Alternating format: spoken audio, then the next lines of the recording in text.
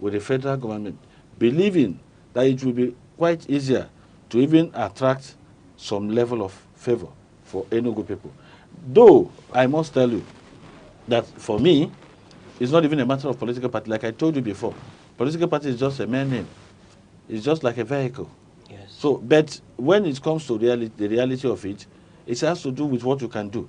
Peter Mba will not be a different person because he has joined APC. If he was a bad governor, he would have remained a bad governor. If he's a good governor, he will remain a good one. And if we believe he's doing well, that is in APC cannot just change it. Okay. That is one thing we have to understand. Okay. So it's even a matter of the person or persons involved. 2023 election is a pointer to that. You remember that some people in big political parties never believed that Labour Party was going to do anything. But you saw a situation where somebody will come and cast his vote for maybe somebody in PDP in this one, and then throw other votes for some other persons in Labour Party. Telling you that it's no more a matter of political party, but individuals. Okay. So we will get to a point where if you are coming out to contest election, people will look at you as an individual. The only problem we have is the electoral system. If we have free and fair election, you can run to any party you like. After running to that party, people will come back to give mandate to the person they want.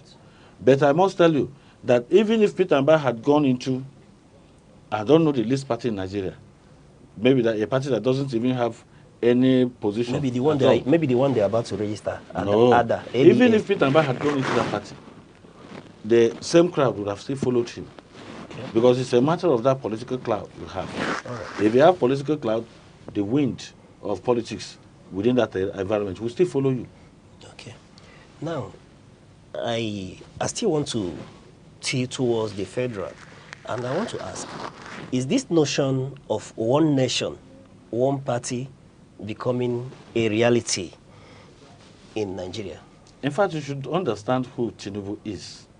Tinubu is mastery when it comes to this kind of game, pushing everybody to the wall until you queue up. Okay. You see, so dramatically you can see that there is almost near zero opposition to 2027 for him. Okay. Why I said that is that he has perfectly disarmed every strong hand that would have posed a threat to his second term bid. Okay. So, and if you look at it, I must tell you that it's dangerous for a nation as large as Nigeria to run almost one political party system. But why I'm not bothered is that even when we had some other people in other political parties, take for instance the National Assembly, they went there and queued up. None of them has ever presented anything as an opposition that you look at and say, this one is coming from the opposition. Even their understanding of themselves depends on some other things and not even political parties. Okay. Since you've been watching National Assembly affairs, when did you see a divide in the system as a result of political party? So they have already made Nigeria a one-party system. A good number of other people in other political parties are not even working for the parties they belong to. And that tells you that most of them have been cowed into one line, a one-line queue, which is actually dangerous because what it implies is that there won't be checks and balances. We don't even hear much about all these other aspirants in 2023 election. Those people that could not clinch the power. It's only somebody like Peter Obi and sometimes Atiku Abubakar geared towards the selfish end. It's only people like that you hear say one or two things.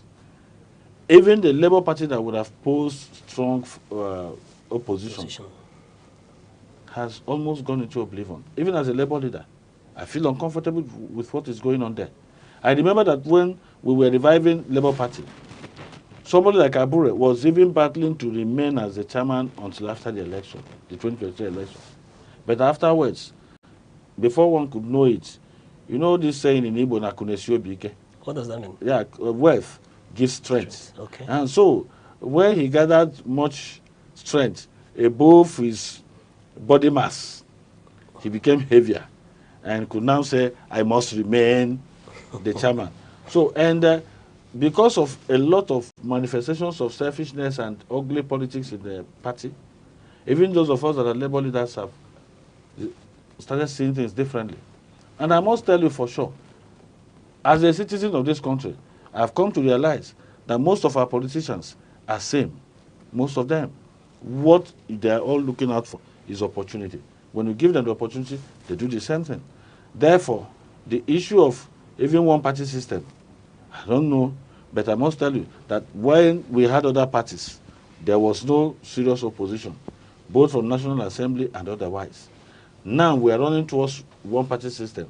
That means that it is just when you have in the National Assembly, both House of Rep and Senate, all you hear is you don't hear ni again.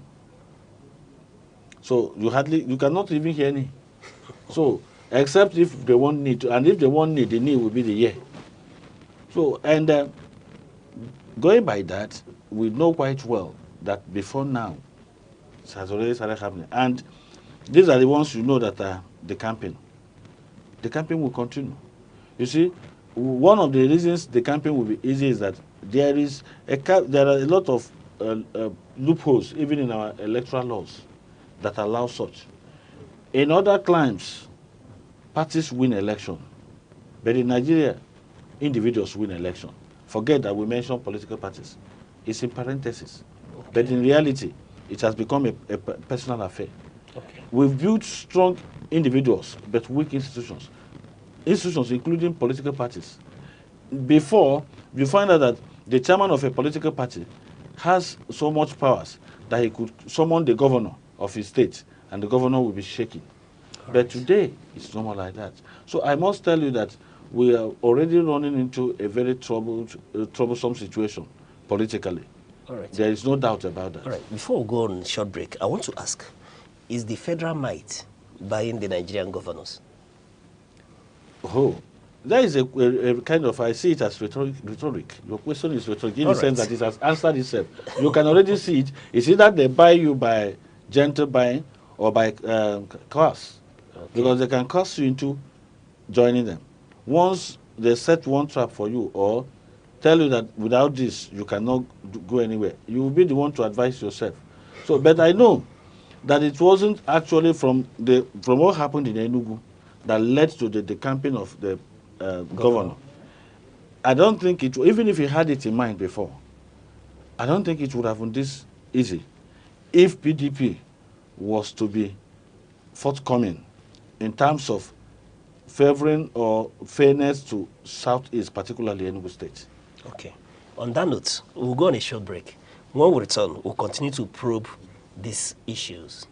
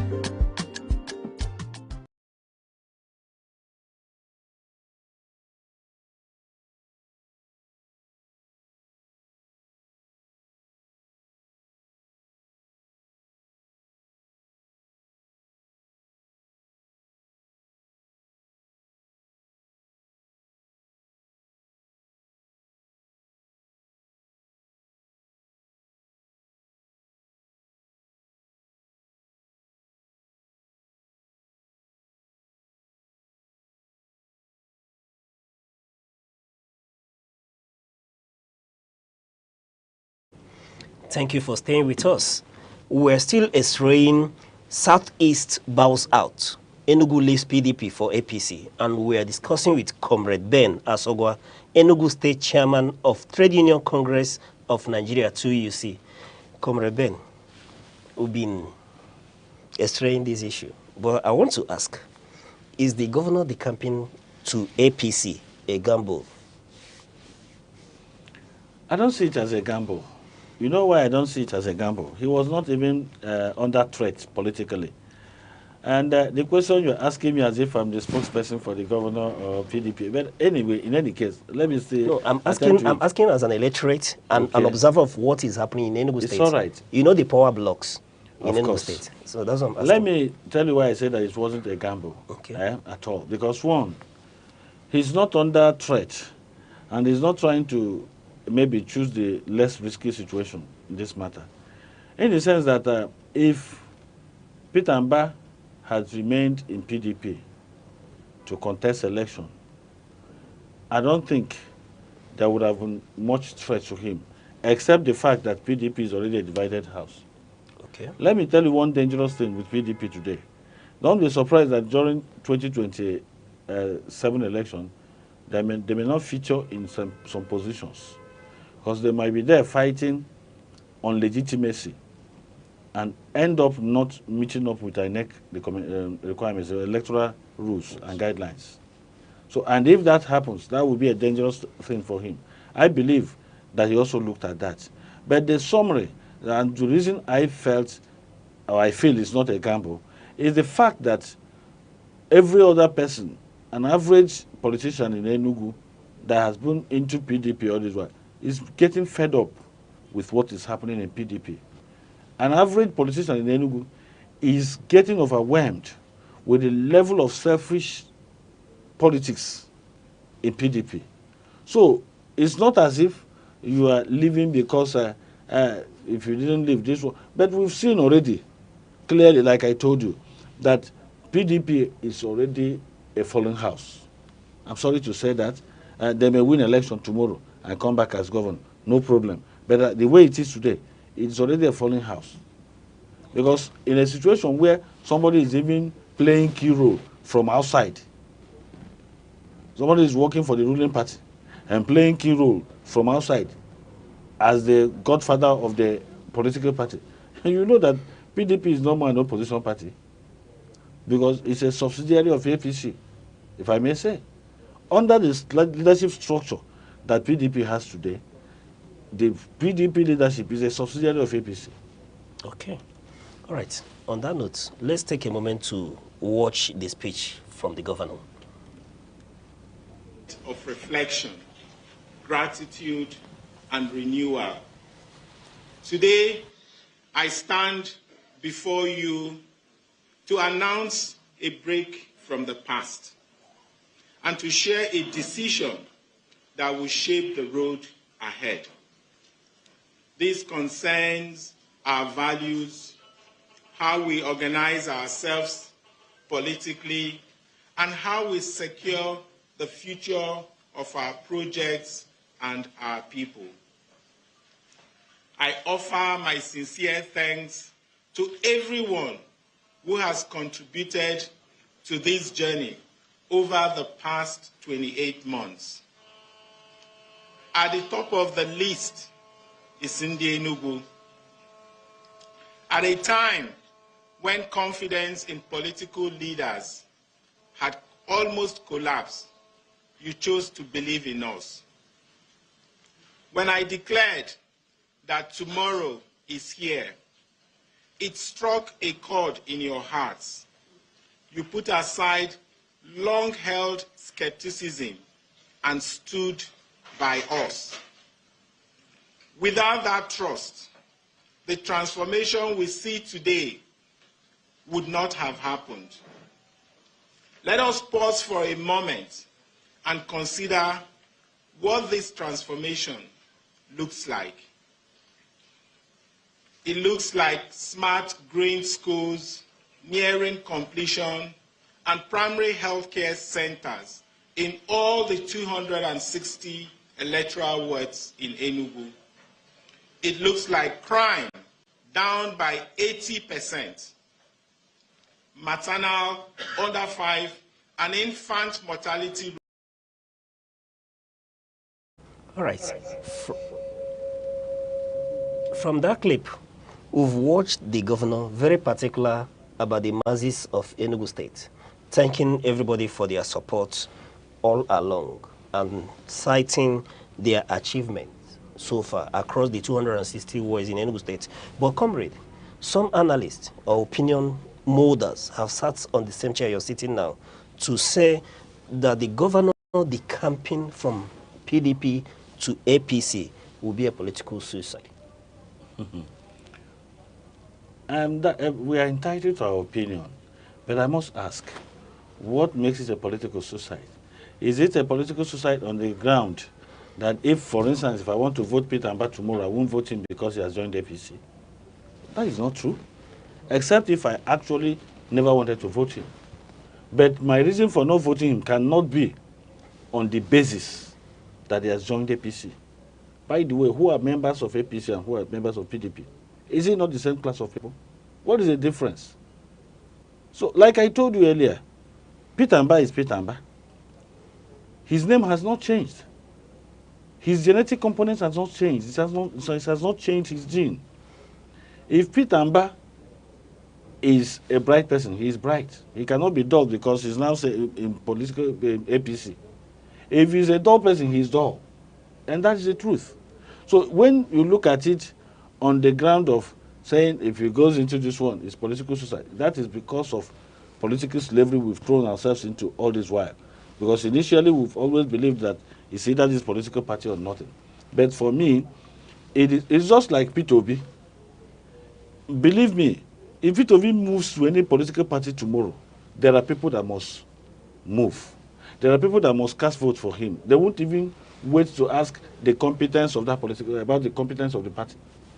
Okay. But as we talk, what would have turned to be a kind of political suicide is Peter Mba remaining in PDP. Because why I said that is that looking at the way PDP is going, like I told you earlier, they might be busy fighting while 2027 election will be going on. They might be busy showcasing selfishness.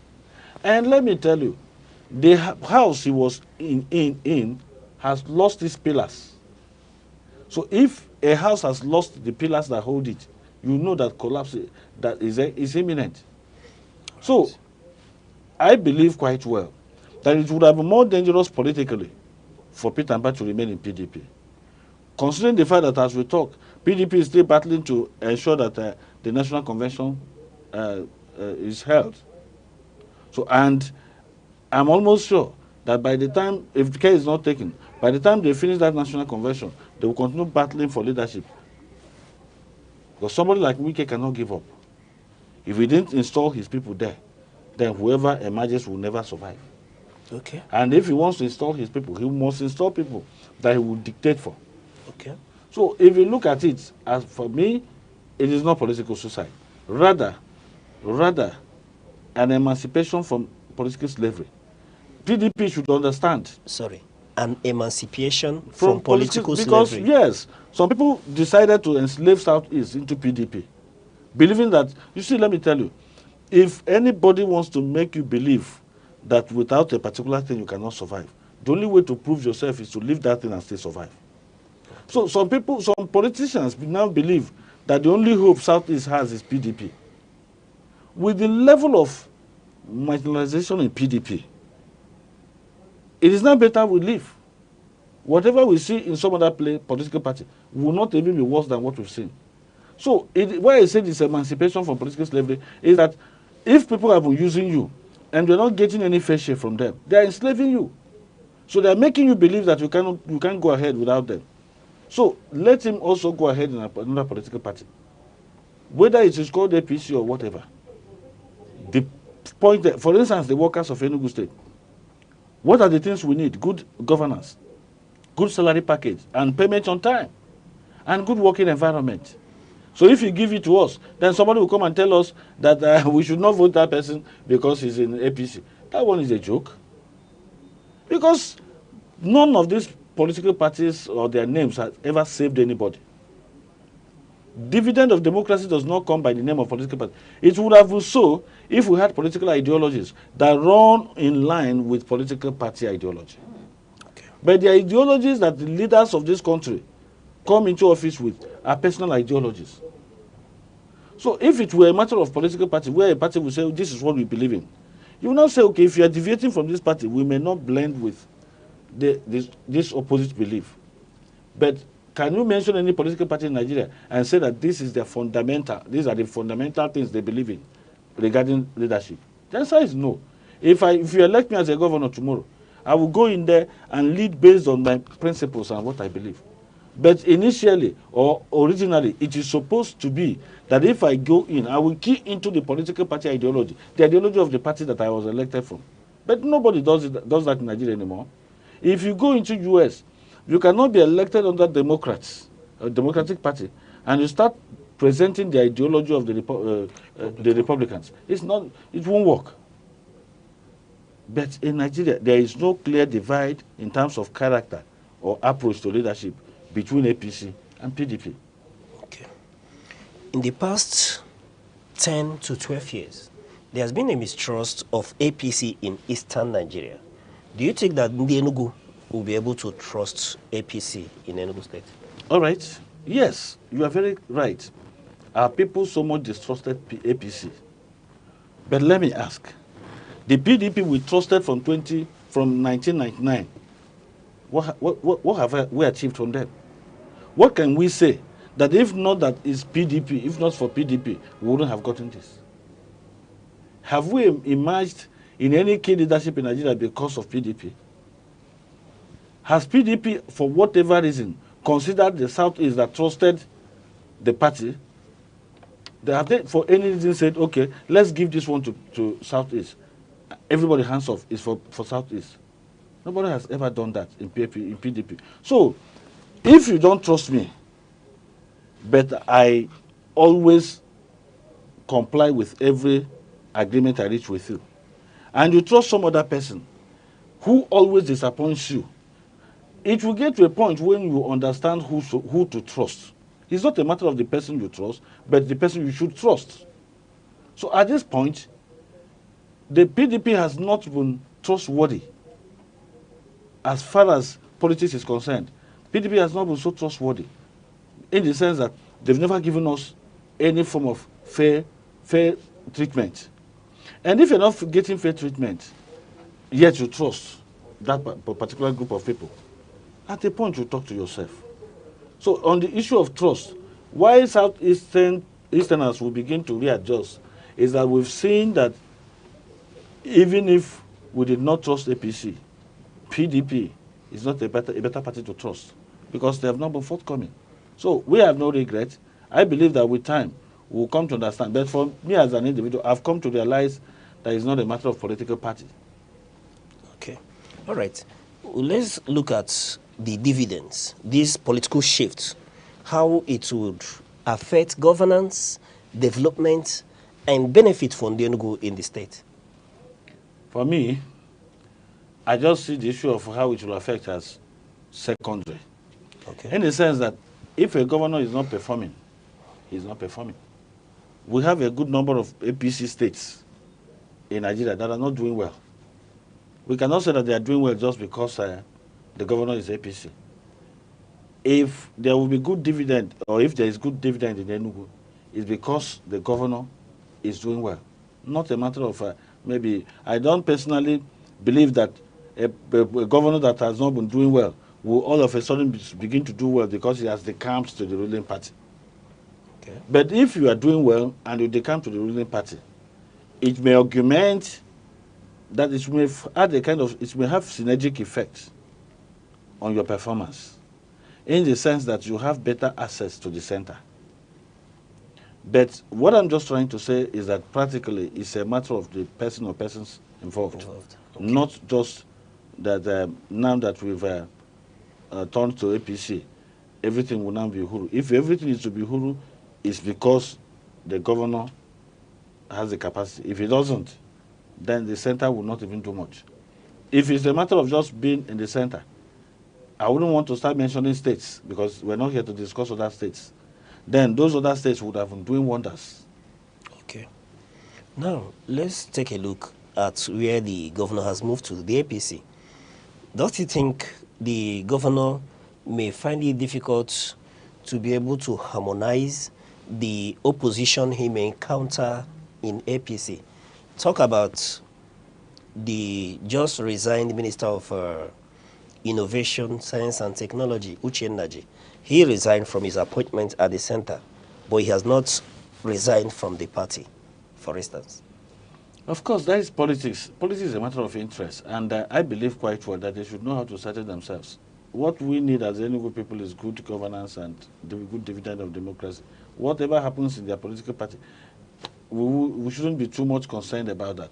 But I know quite well that with the way things are going already, like I told you earlier, in Nigeria we practice this saying, winner takes it all. So by implication, the governor is the political leader of his political party in the state. So every other person must queue under him, or if you start playing opposition within the party, you may be declared an anti-party member. Okay. So, and I know quite well that even what led to Uchenaji's resignation is not directly on the issue of the governor, the campaign to APC, but it borders majorly on certificates. Okay. And so, and when you look at that, if the governor goes, now that the governor is the leader of APC in the state, they can still be in good terms. I don't know the level of relationship that existed before now, but I wouldn't want to bother myself about that. Even in your family, husband and wife can quarrel, parents and children may quarrel, but all I know is that yes, he may encounter some resistance, but considering the fact that he's the governor, you already can see what is going on. That even before he made the official pronouncement, a lot of tinkering has already been done, showing that there is a new sheriff in the house. Okay. Before I go into looking at the PDP, again, I want to ask, since we are looking at the Southeast, about Enugu, the governor of Abia State was in Enugu State a few days ago. Do you think it's possible that we'll see another movement in Abia State? I won't be surprised. You know why I would not be surprised? Remember that Alex Oti was contesting election before the 2023 election. Yes. Under which party? The APC? Under APC. Okay. So I can tell you that Alex Oti is even more APC than Peter Mba. Okay. In the sense that he has been in the party. All his political allies or tentacles come from the APC. So he even sees himself as one who went into Labour Party out of zero option and has now emerged as a governor. And you've seen what is happening in Labour Party already. Because it's a divided house, he may still key into it, having already seen that the whole of Southeast is tilting towards APC. So, because apart from Abia, that is Labour Party, and Anambra, that is APGA, the other three states are APC. So, and I will not be surprised if Alex Oti moves. For me, if he moves, so be it, provided he's still providing the dividend of democracy that people haven't seen all the while, or he's improving. So, if those things are coming, as for somebody like me, I don't bother so much about political parties again. Okay. Because I've seen that there is no rooted ideology in political parties. All right. So for Governor Oti, if it happens, it will be a homecoming. It will be another, yes. His own will be more homecoming because Peter Mba has never been in APC until, he was never in APC until now. Okay. But Alex Oti only left APC for 2023 election. So whenever, I believe that whenever he gets to APC gathering or wherever the APC members are, they will see him like our brother in another home. All you right. see? Okay. So it won't be a surprise to me. Okay. Now, the Vice President, Kashim Shettima, is expected in Enugu State to officially welcome the governor to the APC. Is that how important the Southeast, I bet Enugu State, is to the APC? Do you know what it means that the governor of a state is the campaign? Let us know. A state that has been in a particular political party for approximately 26 years. Enugu has been in PDP for approximately 26 years. And now you are launching Enugu into APC. It's a good catch that can even attract the president himself. It's not only that the governor is moving. You know, there are situations where you see the governor moving like a frustrated person who has been abandoned by the political family and is looking for a place to hide. In this case, the governor is carrying the whole crowd of his leadership. Yes, we've been told 260 councillors. Yes. Plus all the elected and appointed in fact, even office holders. you are talking about elected office holders. The leadership of PDP, you've not discussed that. Have you forgotten that even the chairman of PDP in the state resigned from PDP? That tells you that the governor did not just move to APC. The governor moved the whole political structure to APC. So why should it now be a surprise that the vice president is coming to welcome him? It's a big catch. He's not just catching Petamba, he's catching the whole of Enugu State. Okay. Given that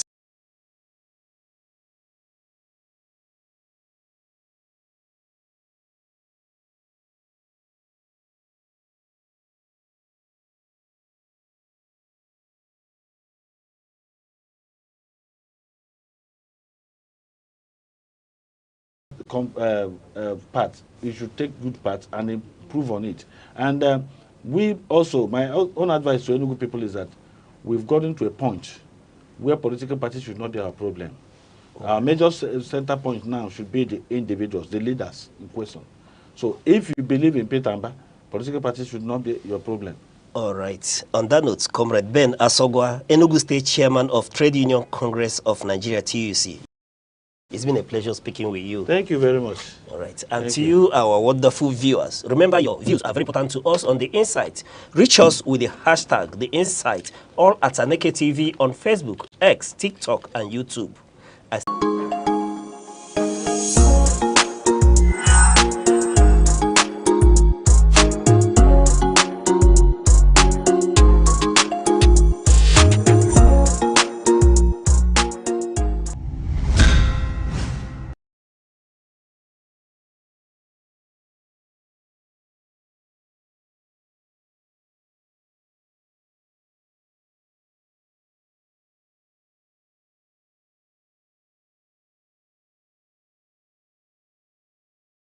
Hello, I'm Deborah Wakoba. I am Uche Osai. I'm Chiwendo Ifeonwankwe. My name is Obobina Samson. Please keep watching Aneke TV, or you can visit us on our socials like Instagram, Facebook, X, TikTok, or YouTube, all at Aneke TV. This is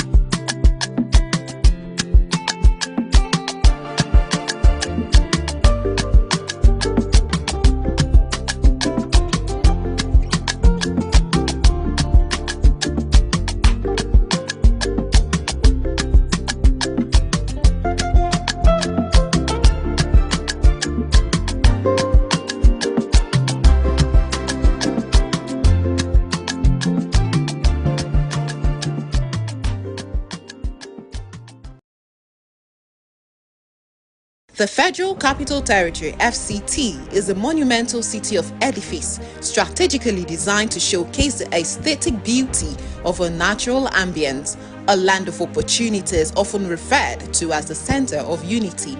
Abuja is the political hub of the nation, lying strategically at the center of Nigeria.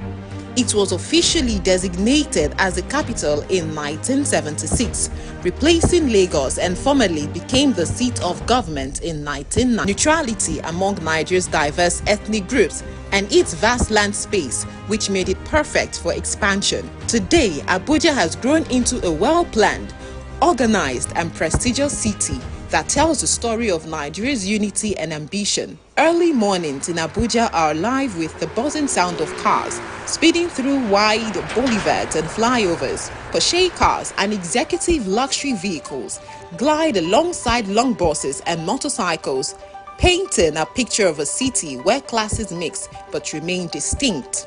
It is a city where aristocrats,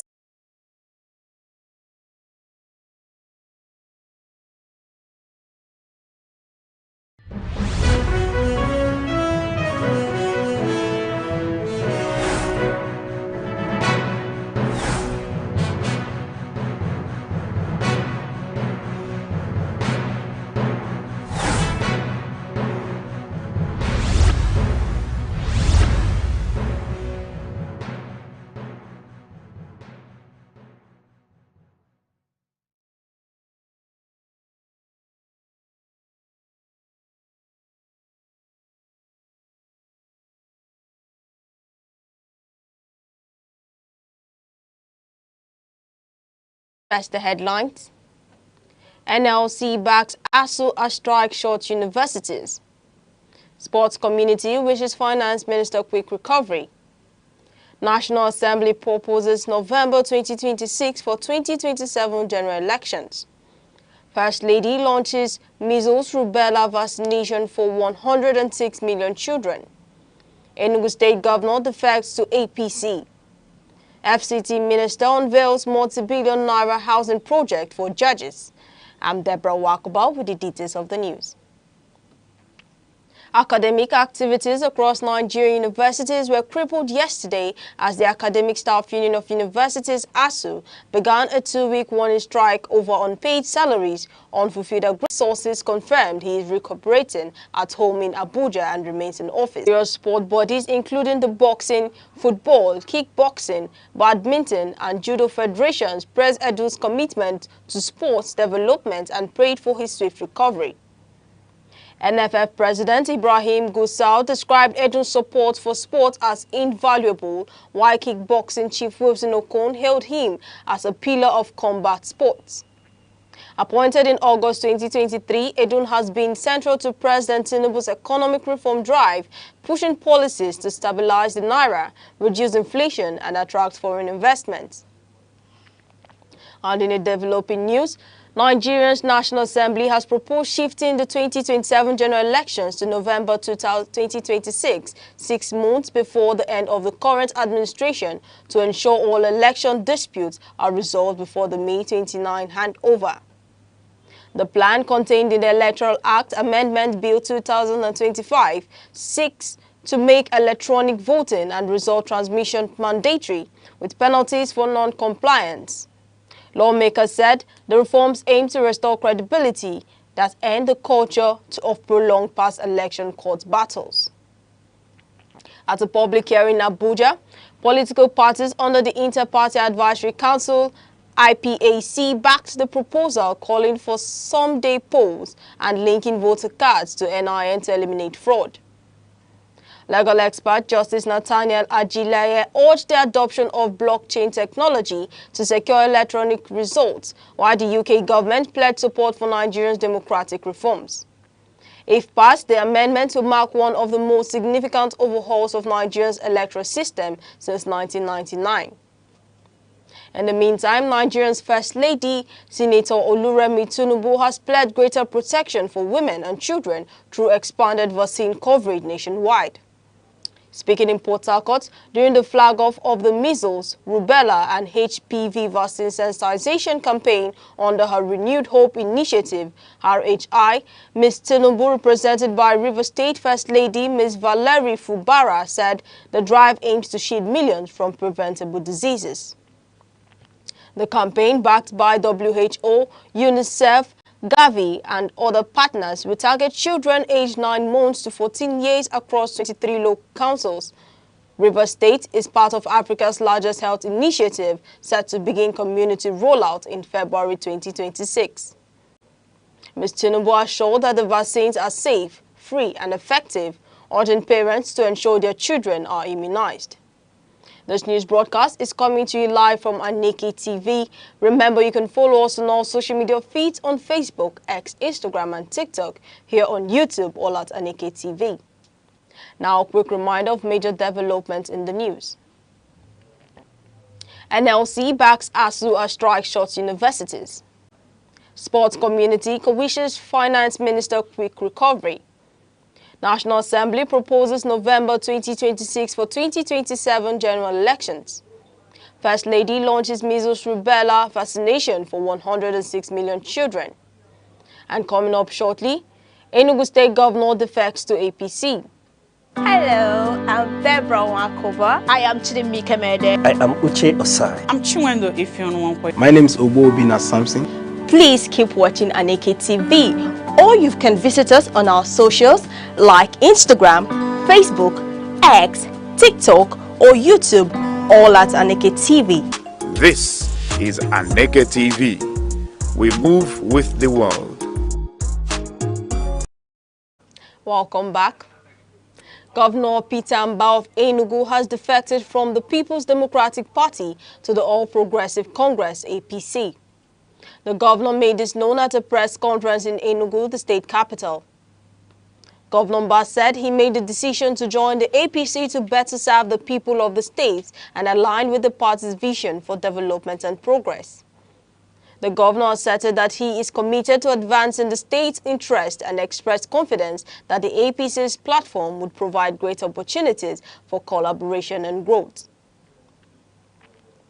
In a statement, the federal government has directed the Nigerian Midstream and Downstream Petroleum Regulatory Authority to intensify monitoring of LPG depots nationwide to stop hoarding and profiteering that could reverse the recent drop in cooking gas prices. The Minister of State for Petroleum, Gas, Mr. Ekpo, said in a statement that the move ensures compliance among marketers and protects consumers amid improving supply. Ekpo blamed the earlier price surge on a Pengasson strike at the Dangote refinery and maintenance work at NLNG Strain 4, both of which disrupted supply. He confirmed that operations have resumed and supply is stabilizing. He urged marketers to act responsibly and stop exploiting Nigerians, assuring that government remains committed to affordable and steady gas for all households. In other news, the Federal Capital Territory Minister, Mr. Nyesom Wike, has launched the design and construction of permanent residences for the heads of 4 key courts: the Court of Appeal, Federal High Court, FCT High Court and National Industrial Court. The multi-billion naira project, expected to be completed within 12 months, aims to boost judicial welfare, independence and performance. Each judicial head will receive a purpose-built residence with certificates of occupancy already issued. Attorney General of the Federation, Mr. Lateef Fagbemi, praised the initiative as proof of President Tinubu's commitment to judicial reform. Meanwhile, Nigeria's National Association of Judges has been admitted into the International Association of Judges, making it the body's 93rd member, a recognition of global confidence in the Nigerian judiciary. Sources indicate the Independent National Electoral Commission (INEC) says more than 7 million Nigerians have completed online pre-registration in the ongoing Continuous Voter Registration (CVR) exercise, which began in August 2025. Borno State leads the process with about 800,000 registrations, followed by Osun and Lagos. Young Nigerians make up the majority, with over 5 million youth aged 18 to 34, including many students and persons with disabilities. Meanwhile, ahead of the November 8 Anambra governorship election, Aneke and security agencies have assured all political parties of a credible and inclusive poll. State Rec. Dr. Queen Elizabeth Agu confirmed that the BVAS system will be used to upload results in real time. They are showing Brussels.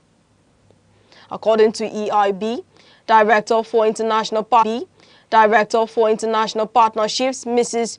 Tricky, the funding aims to boost Nigeria's agricultural value chains, particularly in cocoa and dairy production, while supporting the country's broader digital and economic transformation. The Nigerian delegation, led by Bolaji Onalajia and Benjamin Galadima, showcased ongoing reforms under President Bola Tinubu's renewed hope agenda and the forthcoming National Development Plan 2026 to 2030, designed to attract sustainable investment and drive grassroots development through the World-Based Development Program. Still on business, the Bauchi Investment Summit has recorded over $5 billion in investment commitments, and 40C Chairman, Engineer Abdul Karim Hassan, praised Governor Bola Soto, but qualification now hangs on a knife's edge. Nigerians sits third in Group C with 14 points, behind Benin Republic 17 and South Africa 15, meaning their destiny is no longer in their hands. To qualify, the Eagles must beat Benin Republic in Uyo today and praise South Africa voters at home.